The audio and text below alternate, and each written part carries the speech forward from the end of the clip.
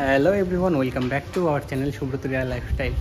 তো আমি বর্তমানে আছি হুগলিতে, আর এখন আমি যে জায়গাটাতে দাঁড়িয়ে আছি এটা হচ্ছে কিন্তু হুগলির ইমামবাড়া।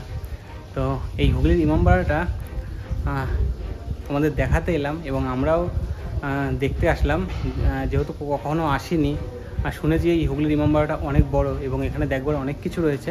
তো সেই জন্য আমরা দেখতে আসলাম এবং তোমাদের সাথেও শেয়ার করতে আসলাম। তো চলো সম্পূর্ণ ভিডিওটা দেখতে থাকো, আশা করছি ভালো লাগবে। আজকে যেহেতু আমাদের গন্তব্য আমাদেরই পশ্চিমবঙ্গের একটি ঐতিহাসিক ইসলামিক স্থাপত্য দেখতে, তার জন্য কিন্তু আমরা নৈহাটি থেকে ট্রেনে উঠে পড়েছি ব্যান্ডেল লোকালে। আর দেখতে দেখতে কিন্তু আমরা পার হচ্ছি জুবলি ব্রিজ, আর এই জুবলি ব্রিজ পার হলেই কিন্তু চলে আসবে হুগলিঘাট স্টেশন। আর এই হুগলিঘাট স্টেশনের পাশেই রয়েছে কিন্তু হুগলি ইমামবাড়া। তো বন্ধুরা, তোমরা হুগলি ইমামবাড়াতে যেতে কিন্তু খুব সহজেই চলে আসতে পারো নৈহাটি থেকে হুগলিঘাট স্টেশনে বা ব্যান্ডেল থেকে হুগলিঘাট স্টেশনে। এই হুগলিঘাট স্টেশনে এসে কিন্তু এখান থেকে মাত্র 5 থেকে 6 মিনিটের হাঁটা পথ বা টোটো পেতে পারো। তো তোমরা কিন্তু টোটো বা হেঁটে, আমি প্রেফার করবো তোমাদের হেঁটেই যাওয়ার জন্য, কেননা এখান থেকে যেতে গেলে প্রায় 10 থেকে 15 টাকা করে ভাড়া চাইছে। আমরা কিন্তু পায়ে হেঁটেই চলে এলাম এই হুগলি ইমামবাড়ার সামনে। আর এই জায়গাটা কিন্তু স্টেশন থেকে মাত্র 5 থেকে 7 মিনিটই লাগলো আমাদের পায়ে হেঁটে আসতে। তো চলো বন্ধুরা, এবার আমরা ভিতরে প্রবেশ করি। আর ভিতরে প্রবেশ করতেই দেখতে পাচ্ছি এখানে কিন্তু একজন বসে রয়েছে। হ্যাঁ, টিকিট কাটতে হবে। এখানকার টিকিট মূল্য এখন বর্তমানে 20 টাকা করে। তো যাই হোক, আমরা কিন্তু 20 টাকা করে দুটো টিকিট সংগ্রহ করে নিলাম। আর টিকিট কেটে প্রবেশ করবার পরেই আমাদের সামনেই দেখতে পাচ্ছ রয়েছে একটি নোটিশ বোর্ড, যেখানে রয়েছে হুগলি ইমামবাড়া সম্পর্কে অনেক কিছু লেখা। তো চলো সব কিছুই আমরা এই ভিডিওর মাধ্যমে তোমাদের সাথে শেয়ার করব, তার জন্য কিন্তু ভিডিওটা কন্টিনিউ দেখতে থাকো। হুগলি ইমামবাড়া ভারতের পশ্চিমবঙ্গ রাজ্যের হুগলি জেলায় অবস্থিত একটি শিয়া মুসলিম ইমামবাড়া ও মসজিদ। হুগলি ইমামবাড়া বিখ্যাত তার ঘড়ির জন্য। এটি মূল প্রবেশপথের দ্বারে নির্মিত দুটি টাওয়ারের মাঝখানে অবস্থিত। প্রায় 150 ফুট উচ্চতার প্রতিটি টাওয়ারের শীর্ষে পৌঁছাতে 152টি করে সিঁড়ি আছে। এদিকে রয়েছে কিন্তু অনলি জেন্টস, আর এই সাইডটাতে আছে প্রবেশদ্বারের বাঁ সাইডে আছে লেডিসদের ওঠবার জায়গা এই টাওয়ার ব্লকে। লন্ডন শহরে গিয়ে বিগ বেন দেখবার সৌভাগ্য কজনেরই আর হয়। যাদের হয় না তারা আসতে পারেন এই ইমামবাড়ায়। এই ইমামবাড়াতে রয়েছে লন্ডনের বিগ বেনের পরে দ্বিতীয় বৃহত্তম ঘড়িটি। ঘড়িটি নির্মাতা মোসার্স ব্ল্যাক অ্যান্ড হেরি কোম্পানি, বিগ বেন, লন্ডন। সেই সময়ে ঘড়িটির দাম পড়েছিল 11,721 টাকা। এই সংকীর্ণ 152টি সিঁড়ি দিয়ে উঠে চলেছি উপরের দিকে। আজকে এই গরমে কিন্তু লোকজন অনেকটাই কম আছে। তো চলো উঠি আর তোমাদেরও দেখাই। এই ঘড়িটিতে 3টি ঘন্টা রয়েছে।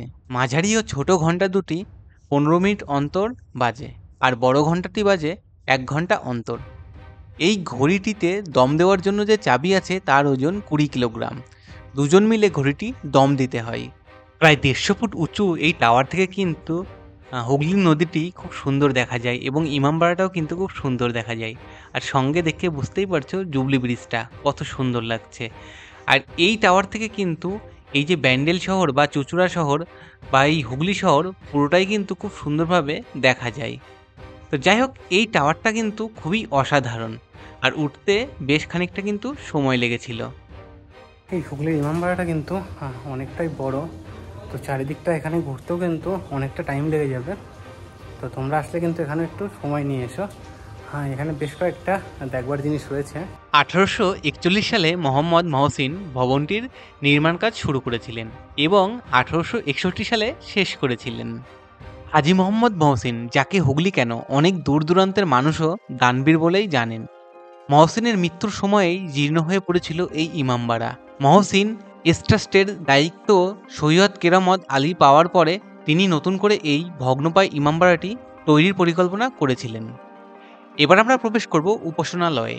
দুঃখের বিষয় হচ্ছে এখানে কিন্তু ভিডিওগ্রাফি অ্যালাউ ছিল না, তার জন্য আমরা ভিতরের কিছুই তোমাদের দেখাতে পারলাম না।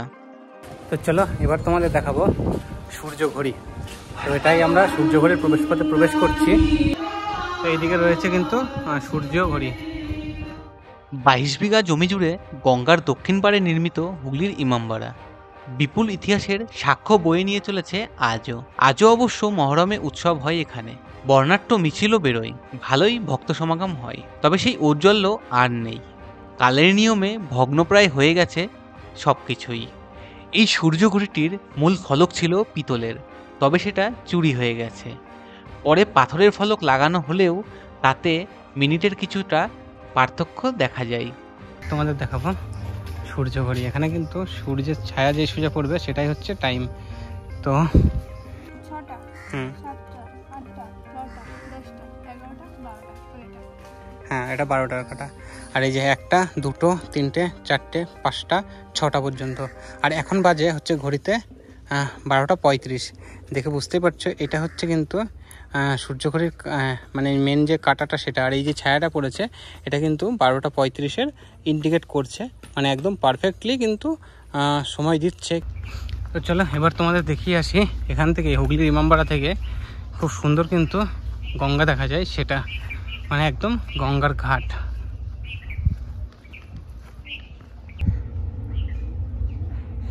এই যে গঙ্গাতে কিন্তু নৌকা বিহার করার সুবিধাও রয়েছে। এখানে মাঝিরা রয়েছে, তারা কিন্তু নৌকা বিহারের জন্য বলছে। তোমরা চাইলে কিন্তু গঙ্গাতে নৌকা বিহারও করতে পারো। এখানে চাইলে কিন্তু তোমরা গঙ্গা বক্ষ হয়েও আসতে পারো। আর এখানে কিন্তু ভিজিটার্সের টাইম সেটা এবং প্রবেশ মূল্য দুটোই লেখা রয়েছে। হ্যাঁ, এখান থেকে কিন্তু টিকিট কেটেও প্রবেশ করা যায়। আর এই দেখো, এই শিয়া মুসলিম যে ইমামবাড়া সেটি কিন্তু অনেকটাই সুন্দর, যেটা তোমাদের সম্পূর্ণ ঘুরে দেখানোর চেষ্টা করলাম। হ্যাঁ, সব কিছু দেখাতে পারিনি, কেননা কিছু কিছু জায়গাতে ভিডিওগ্রাফি অ্যালাউ ছিল না। তো যাই হোক, তোমরা কিন্তু সময় বের করে একদিন এই সুন্দর ইমামবাড়াটি ঘুরে যেতেই পারো। আর হ্যাঁ, এটা কিন্তু পশ্চিমবঙ্গের ঐতিহাসিক একটি জায়গা। তো বন্ধুরা, এই হুগলির ইমামবাড়ার ভিডিওটা তোমাদের কেমন লাগলো অবশ্যই কমেন্ট করে জানিও। আর হুগলিতে আসলে কিন্তু তোমরা একসাথে এই হুগলির ইমামবাড়া, তারপরে ব্যান্ডেল চার্চ, সেগুলো কিন্তু ঘুরে দেখতে পারো। তো চলো দেখা হচ্ছে পরের নতুন কোনো ভিডিওতে। ততক্ষণে তোমরা সকলে ভালো থেকো, সুস্থ থেকো। আর হ্যাঁ, যদি চ্যানেলে নতুন হয়ে থাকো তাহলে কিন্তু অবশ্যই চ্যানেলটা সাবস্ক্রাইব করে দিও। আর যদি পেজ থেকে দেখে থাকো ভিডিওটা তাহলে অবশ্যই কিন্তু পেজটি ফলো করে দিও। আর ভালো লাগলে কিন্তু অবশ্যই শেয়ার করে দিও। তো চলো, টাটা।